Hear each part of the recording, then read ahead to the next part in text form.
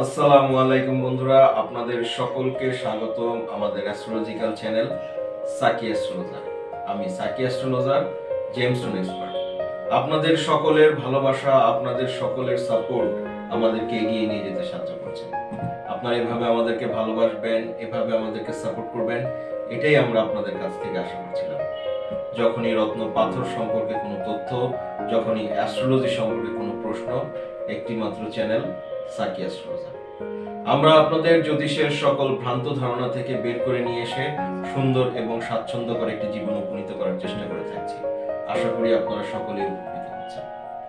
বন্ধুরা, আজকে আমরা আপনাদের সামনে উপস্থিত হয়েছি আমাদের লেকচার নাম্বার 9 নিয়ে এবং আমাদের বার্থ চার্টের নবম লগ্ন ধনু লগ্ন নিয়ে। ধনু লগ্নের কোন কোন রত্নপাথরগুলো আমরা রেকমেন্ডেশন করে থাকি, কিভাবে রেকমেন্ডেশন করে থাকি, সে ব্যাপারে আজকে আমরা আপনাদের সাথে আলোচনা করব। আপনারা স্ক্রিনে দেখতে পাচ্ছেন বন্ধুরা, আমরা আজকে আপনাদের সামনে একটি ধনু লগ্নের বার্থ চার্ট প্রেজেন্ট করেছি। ধনু লগ্নের অধিপতিকে, ধনু লগ্নের অধিপতি দুর্দান্ত একটি প্ল্যানেট, তা হচ্ছে বৃহস্পতি গ্রহ। বৃহস্পতি ধনু লগ্নের অধিপতি হয় আমরা সর্বপ্রথম যে রত্নপাথরটি পরিধান করতে পারবো সেটি হচ্ছে ইয়েলো সাফায়ার, পোকরাজ। দুর্দান্ত একটি রত্নপাথর বন্ধুরা। ধনু লগ্নে পোকরাজ পরিধান করার আগে কিছু জিনিস আমাদেরকে লক্ষ্য রাখতে হবে, যেরকম পোকরাজের আরো 28 রকমের প্রজাতি রয়েছে। সেই 28 রকমের প্রজাতি সম্পর্কে হয়তো আপনারা এখনো জানেন না, কিন্তু যারা আমরা অ্যাস্ট্রোলজার আছি, আমরা জেমস্টোন এক্সপার্ট আছি, আমরা আসলে এই জিনিসগুলো দেখে বিচার করে তারপর আপনাদেরকে পোকরাজ রেকমেন্ডেশন করে থাকি।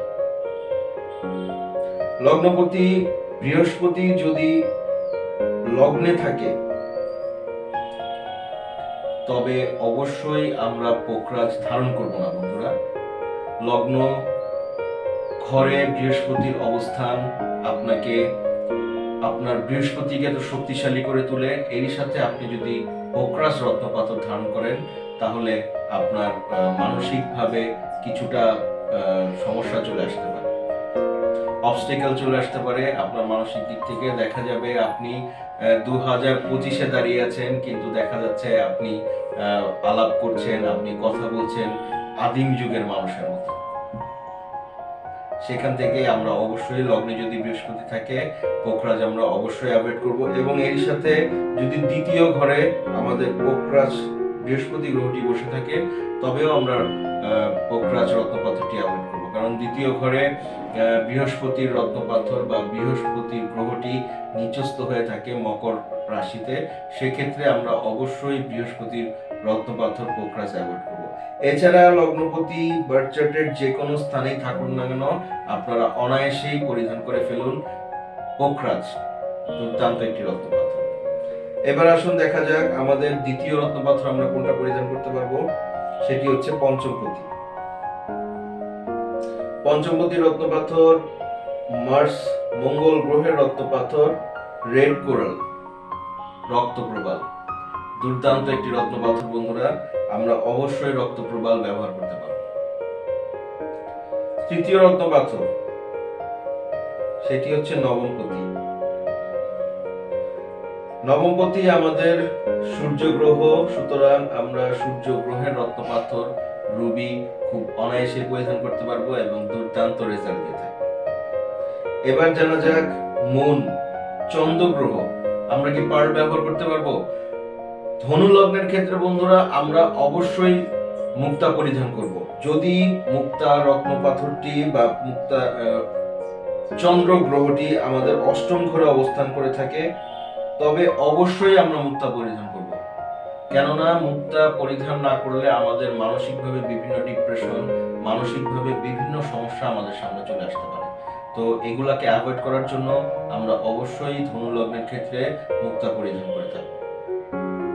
তো আমরা পার্ল অবশ্যই ব্যবহার করতে পারবো। এবার আসা যাক বুধ গ্রহের রত্নপাথর, মার্কারি। মার্কারি বন্ধুরা দেখা যাচ্ছে আমাদের ধনু লগ্নের বার্থ চার্টে কেন্দ্রে অবস্থিত, কেন্দ্রে অবস্থিত হয়। কেন্দ্র অধিকারী দোষ বুধ গ্রহের রয়ে যায়। তো এখানে আমরা একটু বিবেচনা করে বুধ গ্রহের রত্নপাথর পরিধান করব, অ্যাভয়েড করাই ভালো। এরপর আসুন শুক্র গ্রহের রত্নপাথর। শুক্র গ্রহটি আমাদের বার্থ চার্টে রয়েছে ষষ্ঠপতি এবং 11 নম্বর ঘরের অধিপতি। ডায়মন্ড সম্পর্কে বন্ধুরা আমরা আপনাদেরকে এর আগেও বিভিন্ন রকম তথ্য দিয়েছি। যদি না জেনে থাকেন আমাদের গত এপিসোডগুলো, গত লেকচারগুলো একটু দেখে নেবেন, অবশ্যই আপনাদের কনসেপ্টটি ক্লিয়ার হয়ে যাবে।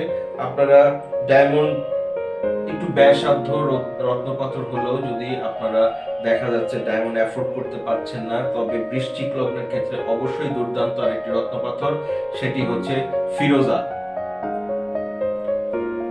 নিশাপুরি ফিরোজা অবশ্যই ব্যবহার করুন বন্ধুরা। যদি আপনাদের শুক্র গ্রহটি দ্বারা কোনো রকম সমস্যা থাকে, কোনো অসুবিধা থাকে বা বৃহস্পতির কোনো সমস্যা থাকে, অবশ্যই আপনার ইরানি ফিরোজা ব্যবহার করুন, দুর্দান্ত একটি রেজাল্ট পেয়ে থাকবেন। এবার আসুন জেনে নিই বন্ধুরা, আমরা শনি গ্রহ সম্পর্কে। আমরা কি নীলা পাথর পরিধান করতে পারবো? শনি গ্রহটি বন্ধুরা আমাদের বার্থ চার্টের দ্বিতীয় পতি এবং তৃতীয় পতি।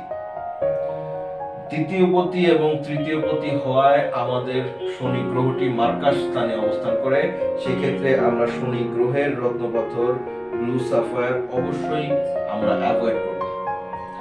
ক্ষেত্র বিশেষে বন্ধুরা যদি নীলা পাথর রেকমেন্ডেশন করতেই হয়, সেক্ষেত্রে আমরা অবশ্যই টিপ নীলা পাথর ব্যবহার করব না। কিছুটা লাইট দেখা যাচ্ছে, আপনি হাতে পড়েছেন, কিছুটা লাইট দেখা যাচ্ছে, একদম ব্লুও না আবার একদম হোয়াইটও না, একদম লাইট কালারের রত্নপাথর নীলা পাথর আমরা ব্যবহার করে থাকি।